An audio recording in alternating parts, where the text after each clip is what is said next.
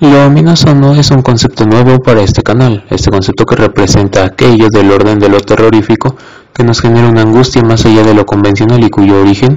por más que nos resulte ajeno o alejado, siempre es familiar y proviene de las angustias de nuestro inconsciente. Aunque no ha sido mi intención original, mucho de mi contenido se ha dedicado a revisar cómo emular esta sensación en el espectador, desde la atención a los detalles, el desarrollo de conceptos, la presentación de múltiples versiones de una misma historia, la incertidumbre o la repetición, pero muy rara vez me he detenido a plantear los conceptos que sirven para desarrollar ese miedo. Y es que el terror es tan antiguo como lo es la sociedad, y el crear miedo se ha usado para controlar a las masas al provocar miedo a las consecuencias de los actos, como se hizo al instaurar los tabúes, para mantener sometida a una sociedad con amenaza constante de guerra, y demás maneras que la historia y las artes se han encargado de desarrollar y demostrar. Más específicamente, las artes narrativas como la literatura, las series o las películas se las han ingeniado para generar el miedo al espectador de cientos de formas diferentes, utilizando lo sobrenatural como una de las maneras más gastadas para explotar una serie de miedos específicos que suelen ir en orden de trascendencia y demás, pero ¿qué hay de los miedos más mundanos? ¿Qué pasa con esas situaciones cotidianas que pueden generar angustia pese a que lo veamos como algo que simplemente pasa? Hola a todos, les habla Danaler, el tejedor psicoliterato, y esto es Relic y la verdadera herencia maldita. Si llegaron a ver el primer psicotejedor en donde hablé sobre la película de los niños lobo, entonces supongo que no se les hará extraño el complejo de Edipo. Si quieren una explicación algo extensa, se las dejaré en la descripción, pero en términos simples, para Jacques Lacan, el complejo de Edipo es el proceso mediante el cual un infante adquiere la cualidad de sujeto, comenzando como una simple extensión de una madre hasta que éste comienza a desplazarlo como una figura que instaura la ley, rompiendo con el vínculo que hay entre la madre y el niño al introducirse como un tercer elemento.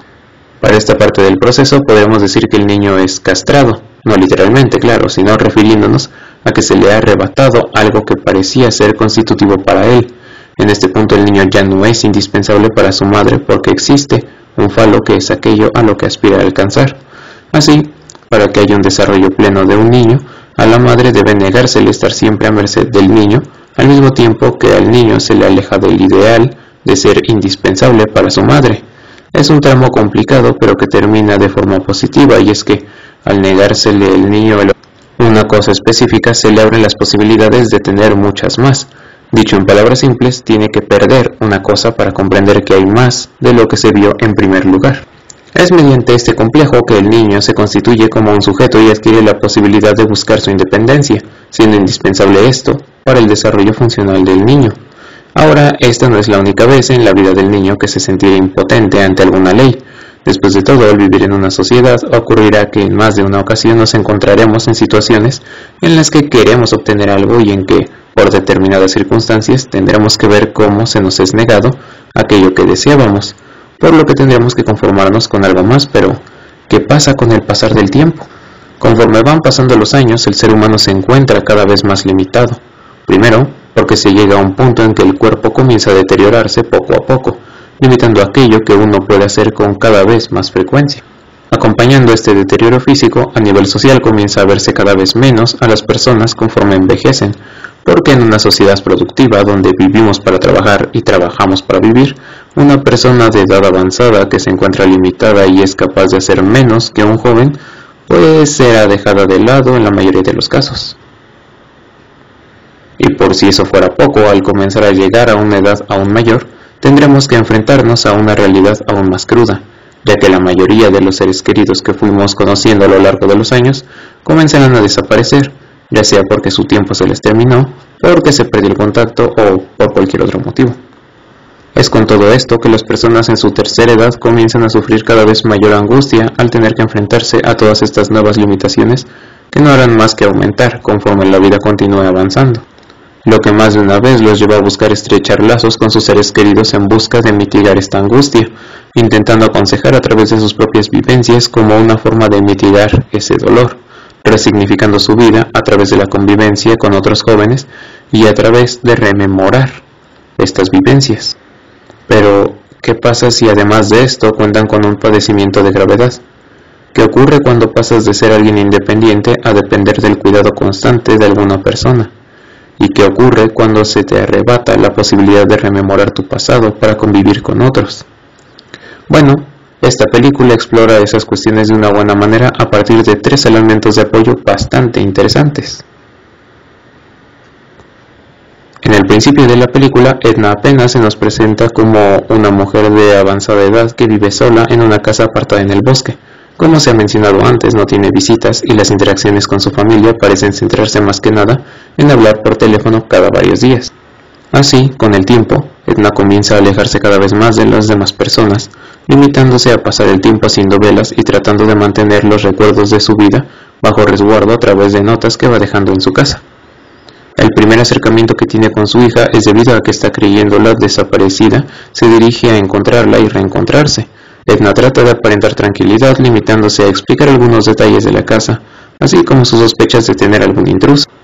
Sin embargo, conforme van pasando los minutos, vemos como ésta se va volviendo cada vez más consciente de que está perdiendo sus recuerdos, y con ellos la cercanía con sus seres queridos, por lo que, en un último intento por mantenerlos dentro de ella, Edna lleva sus fotos y recuerdos familiares y trata de comerlos y de esa forma volver a asimilarlos en su ser. Sin embargo, aquello no sirve de nada y al caer la noche vuelve a perder la noción de sí misma, por lo que, víctima de un brote psicótico, ataca a su hija y a su nieta hasta que, al recobrar el sentido, las mira alejarse de ella. Entonces no puede ocultar más su enfermedad y tras abrirse, literalmente, con su hija, esta es consolada y por fin se resigna a su destino, en el que terminará perdiendo todos sus recuerdos. Esta primera perspectiva es importante porque nos da la oportunidad de mirar de primera mano las consecuencias de las enfermedades propias de la vejez para el afectado, desde negar la propia enfermedad mientras se van perdiendo gradualmente los recuerdos, pasando por los intentos de tratar con la enfermedad por cuenta propia, hasta cuestionamientos que ella misma se llega a hacer durante el transcurso de la cinta, como si la preocupación de su familia fuera genuina, o si ella solo fuera una carga que esperan por desechar. Pero esta película no solo hace una revisión en este aspecto, sino que además nos revela un segundo punto de vista.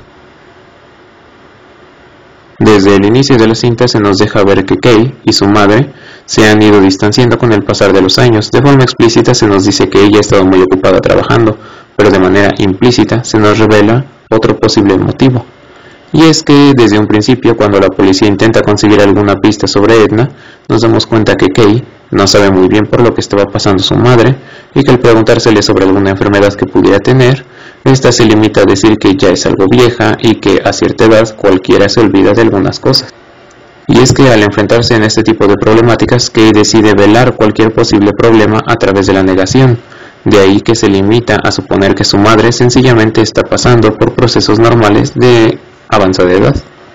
Pero con todo, a lo largo de la cinta, al darse cuenta de la problemática de su madre, esta comienza a cuestionarse si ella misma sería capaz de cuidar de ella, por lo que comienza a preguntar por alguna institución que pudiera hacerse cargo, y no es hasta que se encuentra a su madre desesperada por no poder mantener sus recuerdos, que ella por fin empatiza con ella y trata de acercarse, pero sin dejar de lado esa repulsión que siente por la situación de su madre, manteniendo una ambivalencia en la que ella desea estar para su madre, en el mismo sentido que también desea alejarse y evitar cargar con la responsabilidad de cuidarla.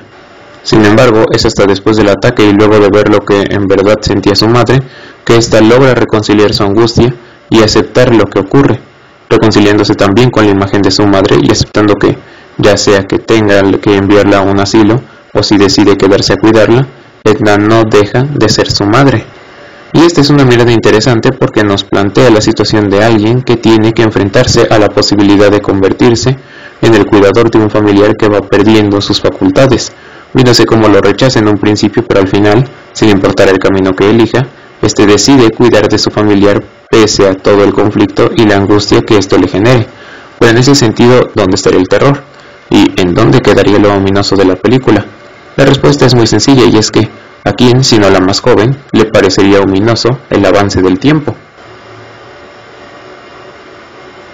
Durante el principio de la cinta, Sam se nos presenta como una joven que parece preocuparse más por su abuela, al punto en que ella misma le reprocha a su madre por haber cortado comunicación con Edna, dejando de lado que ella misma hubiera podido mantener ese contacto de haberlo querido.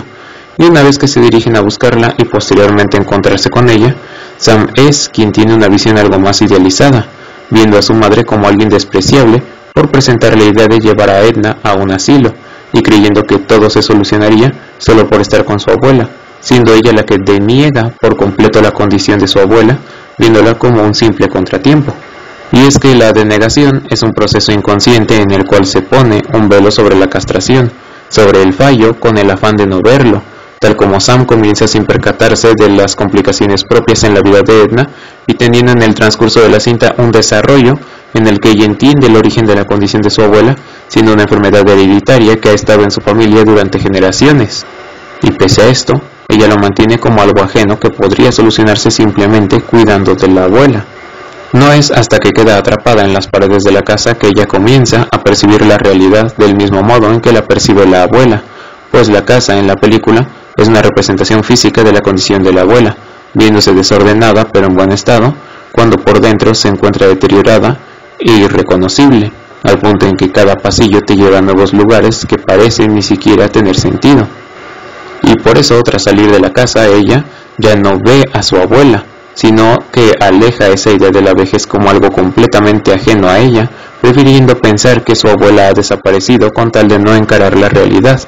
Y cuando decide unirse a su madre y su abuela, es que por fin brota a su conciencia un hecho que la perturba aún más.